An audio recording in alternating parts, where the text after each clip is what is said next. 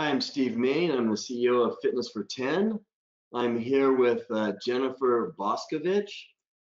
She is a nurse practitioner and has her own practice at Biointegrative Health Clinic. You may have seen some other interviews with the doctor.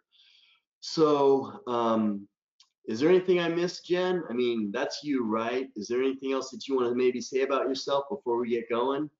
I'm also a holistic nutritionist, Steve. So I've been working with nutrition and clients for about the last 10 years of my career. Okay, and you and I have talked a lot about nutrition in the clinic, and we've talked about how there's a lot of, what works for me doesn't work for most people, but I know Yeah, it works for me. So we're going to get your opinion, and as we do this series, people are going to find out more about nutrition and more about what you do and more about what your expertise. So let's just start with, well, you know, a lot of people may be working out and they're doing maybe these fad diets, they're trying all this stuff, and it's not working. So, what's the deal? I mean, what are your first thoughts about people that just, they try everything, and it just nothing seems to be working? yeah. I think that is actually something that's really common. And in the same sense, it's really frustrating for people when they're going through that. And I think that a lot of times what we're seeing is people are trying fad diets or trying um, new workouts, and sometimes there's different reasons for it not to be working. Sometimes they're just completely on the wrong plan for their body, which is something we typically find. Sometimes people don't give it enough time to actually start working. So that's another thing we see too. Patients, big turnarounds in the gym don't happen overnight. Right. Now, we talked a little bit about fad diets already. So what happens? I mean, I'm in the business, so people will go do this thing and they'll lose 30 pounds and then they gain it back, and people get frustrated and then they just give up, right? You've probably seen that. So what are your thoughts about these people that, okay, I lost 30 pounds, I gained 40. They often gain more than what they lost. So, they lose 30, they gain 40, they lose 20, they gain 30. They're going the wrong direction. Something must be wrong with what they're doing to their body with that. So what are your thoughts? What's your advice about that? Definitely. So we lovingly refer to that as yo-yo dieting. And we see that a lot. And what happens is people go on a diet or on a new workout plan and they lose body fat. And in that process, a lot of times they lose muscle. And then what happens is they kind of reached a place where they were happy or at least happier, and they start letting in some of their old habits come back in. So what happens is they don't always put muscle back on. They actually put on more body fat. And the more body fat you have each time you go in, it's harder and harder to get off because you don't have that solid muscle mass that helps keep your metabolism up. And so a lot of times my advice for people like that is they're dieting the wrong way. And I think that it's really important to start to adopt a lifestyle and a nutrition plan for the rest of your life, not for I'm going to do this for the next 3 months and look amazing in my bathing suit, or look great when I go on this vacation, or look good for my daughter's wedding. Yeah. And they go back to their old habits. And so my biggest advice is to find new habits that don't go away, that will stay with you for the rest of your life. And I know that when people diet and they do it wrong and they start losing muscle, they're setting themselves up for a big weight gain.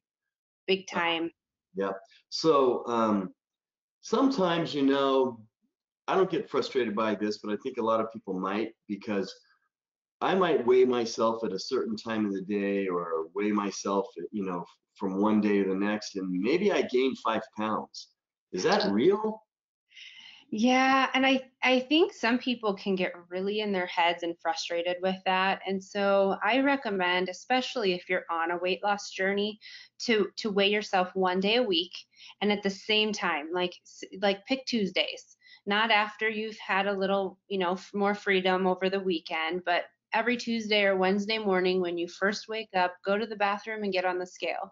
Because especially women, we can gain 5 to 10 pounds of water weight, and if with our hormones and stuff can just fluctuate so much, and you don't want to get on the scale 1 day and have a little bit of water retention and be completely defeated and go eat a gallon of ice cream. you know so I think weighing once a week and not really being too focused on the scale, focus more on how your clothes are fitting and what you're seeing in the mirror. That's great advice, Jen, because I know people as they get denser, as their lean body mass increases, a lot of times their weight's going to stay the same. It's even going to go up, but they may have lost 2 inches in their waist. Yeah. So that's true. And also, it can go, talking about weighing yourself all the time, it could go, I weigh myself this day and maybe I weigh myself a few hours later or a day later and I've lost 5 pounds. I probably shouldn't get too excited about that, right? Yeah, it really it's hard.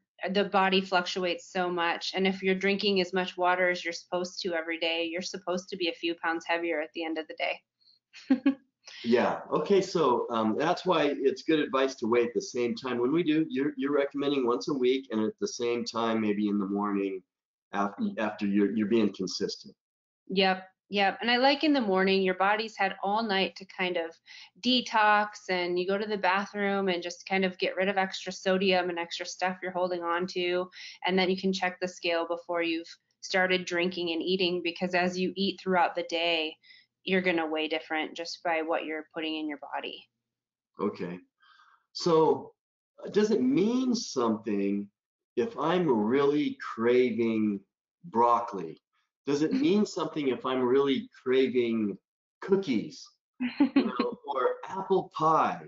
And how do we address what maybe our body really wants by a craving, or are we just craving something that we shouldn't be eating? Because if I'm craving ice cream, there's probably not, I'm guessing, a good reason for me to be craving ice cream. But what if I'm craving broccoli? Talk to us about cravings. Cravings, I could probably do a whole hour lecture on cravings. So, but I do want to give you some important tips and things like the pearls, I guess, from it. One is typically when our body craves something, it is craving it for a reason, whether that reason is we're in the habit of eating bad food at night. I crave chocolate every night. And I have found a very good, healthy way to have my piece of chocolate every night. And so I still get that. So, but I would say that craving for me is more out of habit. So if you're used to eating certain types of foods, and sometimes there are cravings that are nutritional needs as well. And then the other thing to know about cravings is, say you're craving pizza. Man, I worked out so hard. I've been doing really good and I'm just really craving pizza. And you know that you really don't want to have pizza because you're trying to reach a goal.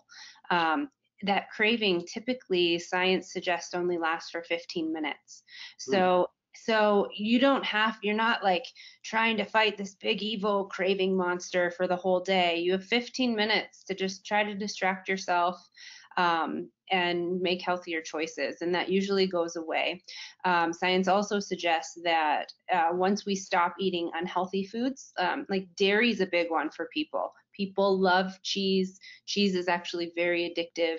Once you stop eating it for it's 2 to 4 weeks. Everybody's body is a little different. That once you're not eating that food, you stop craving it. Okay, Jen, so just so you know, you can't tease our members like that and our viewers with the whole chocolate thing and how you overcome that. So come on, what's the secret?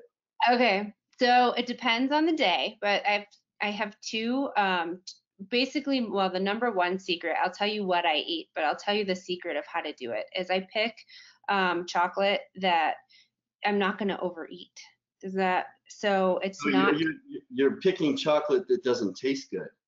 No, it tastes good, but it's not loaded with sugar and dairy. And so there's one. I should have had it up here. I could show you. It's a raw vegan chocolate ball, and it's like 80% cocoa. It's all natural stuff in there. There's maybe 3 ingredients, and to me, it tastes like a truffle. I absolutely love them. So I'll have one of those every night. And if I don't have that, or I'm a little behind on calories for the day, I'll have a chocolate protein shake. And sometimes I'll blend that up with like a frozen banana. Tastes just like ice cream. I love it. Okay, good, good. Couldn't let you get away with that. So, you know, when when I was younger, I played college football and I had to eat 6,000 calories just to maintain my weight. I'd eat a lot of carbs. If I didn't eat a lot of carbs, I'd pass out. Now, you and I have talked a lot about how bodies are different. Now, my body, I still like the carbs, but I have to cut them. So I know not everybody's like that, but cutting carbs is that the only way to lose weight? Is that the best way to lose weight? Is tell us about all of that. What you know about and what you believe about cutting carbs or not cutting carbs. I think cutting carbs is a go-to for a lot of people on a lot of the fad diets, which is concerning because cutting carbs does not work for everyone. And when you think about it, yes, at one point you had to eat 6,000 calories a day. And how many hours a day were you working out during that time? You were, right? I mean, you were really working hard. 5 hours, yeah, 5 hours. Yeah. So you were burning a lot of those calories off as you were taking them in, working out for 5 hours a day. That's full-time job right there. So, and our bodies do shift and change as we age, and different, even diseases, like people who get diabetes, there's metabolic syndromes, or people who were totally healthy and come down with thyroid disorder. So where low carbs and cutting carbs will work for one person, cutting down fats and protein and having a higher carb, high veggie diet is going to be healthier for other people. So I think that's one thing to just really consider, is if what you're doing really, if you're not seeing the results you're used to seeing, it's probably time to try something different. That's great advice. So, Jen, what's a keto diet? You hear a lot about that. What is that? Keto diet is where people cut out the majority of carbohydrates, even from fruit, and they start monitoring the carbs even in their vegetables. And so what happens is chemically in the body, it's you stop burning um, the glyc the glycogen in your blood for fuel, for energy, and you start burning the fat. It is a really popular diet for people who have neurological disease. So you'll see that with our patients with Parkinson's or seizure disorders. We medically will put them on diets like that. But you're starting to see it happen in the athletic world. And I'll tell you, for some men, men do seem to do so much better on the keto diet than women do. Women, it seems to really disrupt hormones, and I haven't seen a lot of women have very good results with that. Well, one thing I'm getting so far is that everybody's different, and you just kind of gotta maybe work with someone and figure some things out about yourself. So, what do you think of cheat days? It, it, is there limitations? Can I eat like 2 gallons of, vanilla ice cream on my cheat day and a pizza? Um, what do you think? That's a really good question. Now, I have been seeing patients for a long time and nutrition clients for a long time. And I used to tell everyone, that used to actually be my advice, to incorporate a cheat day, because it revs up the metabolism, and it changes things up, and it makes you still feel like you have old parts of you. But I'll tell you that what I've seen is cheat days, especially people who are cutting out fruit. If they cut so many carbohydrates, once they're taking out fruit and avoiding fruit, you see this more often than not. They get those really bad cravings, or where cheat days turn into binge days. Mm, And that is so unhealthy for your body that I would rather say, let's find a moderate plan where you don't feel deprived all of the time. So we don't need to worry about plugging in a cheat day. Because that seems to throw people off track so much that I would rather see a little piece of chocolate every day and have them not feel deprived and not really go down any extreme pathways. It seems to be a much better fit for a lot of clients. that's a great analogy. And so what does it mean when somebody gets hungry? Does that have something to do with their blood sugar? Does it mean that they need to eat something? Um, you know, sometimes people, they get hungry, they binge. I mean, tell us about, do we need to manage our hunger, or do we need to just kind of go with it? Or what do you think about that topic? So I think that is also could be another hour lecture on hunger and hunger cues and hormones. And so the big takeaways from that are one, make sure that you're actually hungry. Because there are lots of things that people confuse with feeling hungry. Boredom is actually one where people are like, I'm hungry. And they're not hungry at all if they were to tune in, they're bored. Having hormone imbalances will make people feel hungry even when their body's full. So that means that we've got a hormone disruption, or sometimes that's a nutrient or mineral depletion that we need to kind of correct because they're so depleted. They're feeling their body's searching for more to fill a void. Another really common thing where people are feeling hungry and they're not is when they're thirsty. And so I always tell people, especially if you're really trying to watch your diet and reach a certain goal, and you kind of know it's not time to eat, or you're trying not to eat as much, go drink a big glass of water when you feel really hungry and really tune into your body. Give yourself a minute. Turn off the distractions. Eating in front of the TV, is proven over and over again. People eat a lot more food when they're distracted. So it's really pay attention to what's going on with your body. So are you um, a fan of monitoring calories, or because you're talking about, you know, a kind of discipline right now? What do you think about counting calories? Can that be effective, or is that going to work in the long run? I think it's proven to be effective. So yes, counting calories is effective. Do I like it? No. I think it's more important what you eat, not how much you eat. Okay. And I think really that's a very healthy mindset is getting away from the calorie counting game. But I also, when I first start seeing new patients, new nutrition clients, I do request a food journal.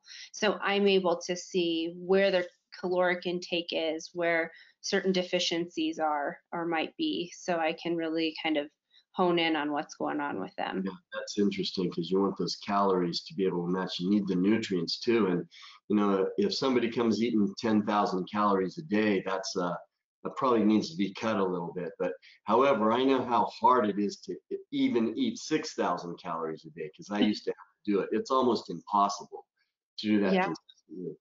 So, Well, and just one more little caveat to that, the majority of our obese population, they're mineral and nutrient deficient because they're not eating the right healthy foods. They're eating pizza and McDonald's and French fries, and they're still hungry, and it has nothing to do with calories. It's because they're completely nutrient deficient and their body's smart enough to say, hey, we're missing some really important stuff. I'm going to make you hungry and try to get these things that we are begging for. It's pretty interesting. that's a great point. And so someone could be eating maybe 1,500 calories, 1,800 calories, and be overweight or gaining weight. That could happen, right? Yeah, absolutely. Okay. All right. Absolutely. So last question.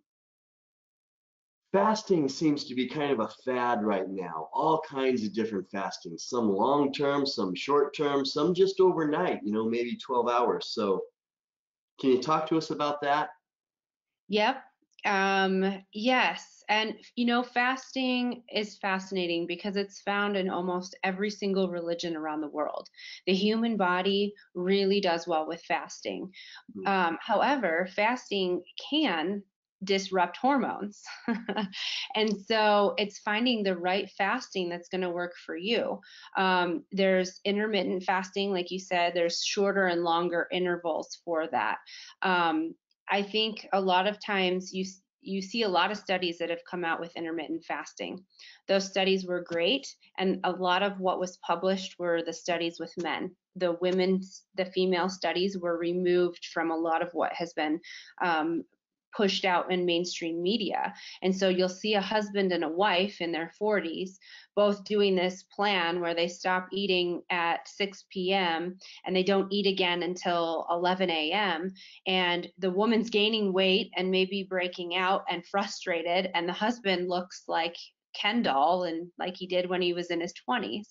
And that's because intermittent fasting doesn't typically work as well with female hormones. And so with women, I tend to suggest a 1 day a week fast, or even where they fast with a low amount of calories or a mono food that day. Sometimes it's doing a 3-4 day fast every like twice a year. mm. Um, so it's one of those things where, just like the diet and the foods you're eating, fasting is very, very particular and specific to your body and just your physiology and how you're made. Well, thank you, Jen. One thing that I kind of get out of this is that it's important, if not a requirement, for someone just to even to learn their own body, to meet with an expert such as yourself, a nutritionist or someone who can kind of go through a process of elimination. And okay, let's figure out your body, because a lot of the conversations we've had, and even now, that's really the thing that's really sticking out to me, is that don't go do the ABC diet and think it because it works for 4 of your friends, and so you're just going to nail it with that. It might not work for you. It might, but that doesn't mean it is. So, um, thank you, Jen. Biointegrative Health is where she is. You can look that up online, and if you have any questions for her, you can reach her there. And we'll be doing a series here. So, Jen, we'll see you next time. Thanks, Steve.